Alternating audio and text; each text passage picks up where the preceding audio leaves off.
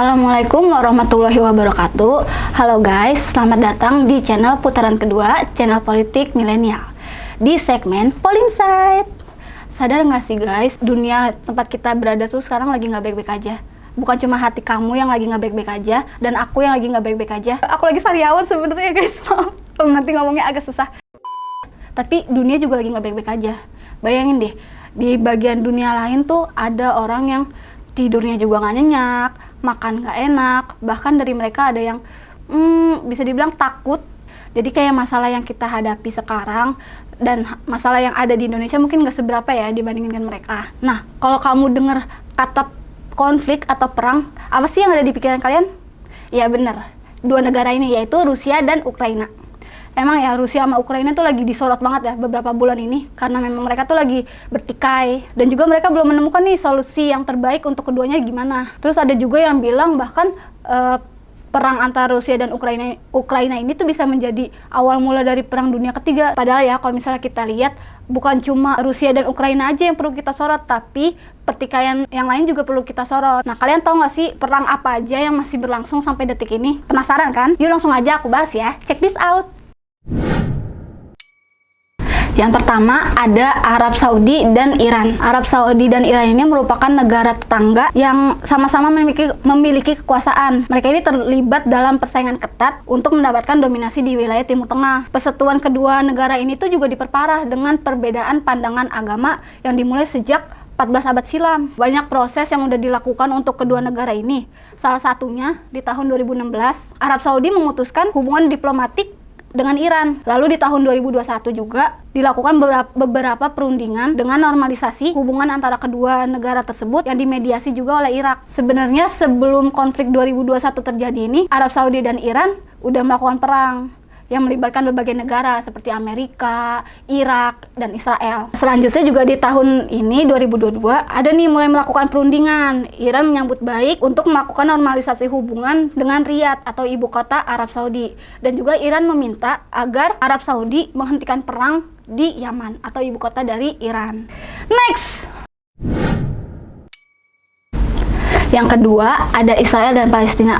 Nah, kedua negara ini nih masih berkonflik atau berperang hingga saat ini. Berbeda dengan konflik antara Arab Saudi dan Iran yang karena perbedaan agama. Nah, kalau kedua negara ini nih karena masalah politik, yaitu merebut kembali wilayah kekuasaan masing-masing. Sejak tahun 1947, Majelis Umum PBB mengeluarkan resolusi 181 untuk membagi wilayah menjadi dua negara. Tahun selanjutnya, 1948, Israel mulai mendeklarasikan kemerdekaannya. Tapi mereka tidak menjelaskan perbatasan yang jelas antara kedua negara tersebut. Nah, dari inilah mulai ada pertikaian antara Israel dan Palestina untuk merebut wilayah kekuasaan yang memang seharusnya menjadi hak untuk warga negara Palestina.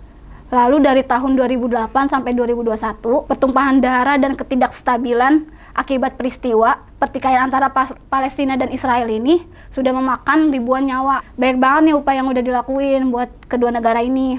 Banyak juga pemimpin yang udah turun tangan buat membantu kayak mencari solusi untuk perdamaian di kedua negara ini. Kalau ngikutin pertikaian antara Israel dan Palestina, jujur kalau aku sedih banget ya. Soalnya Israel dan Palestina ini kan udah bertikai itu udah cukup lama, bahkan dari aku kecil. Dan sampai sekarang tuh belum kelihatan juga titik terangnya. Nah, semoga aja diberikan perdamaian terutama untuk Palestina. Terakhir, yang ketiga ini udah aku bahas nih di awal, yaitu Rusia dan Ukraina. Apa sih ya sebenarnya penyebab dari konflik kedua negara ini? Singkatnya, pertikaian ini dimulai dari Ukraina yang menyatakan ingin bergabung dengan NATO. Rusia menganggap Ukraina ini sebagai satu rumpun, udah sama sejarah, budaya, bahasa.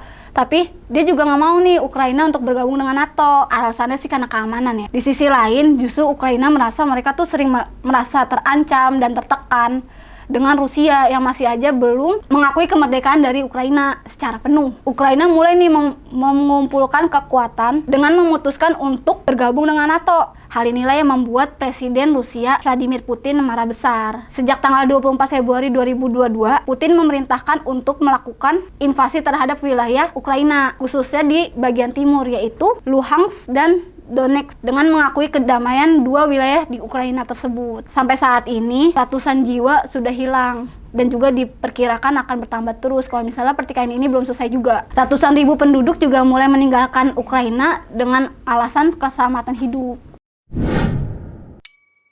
Nah guys, itu dia list-listnya. Maaf ya, kaget ya.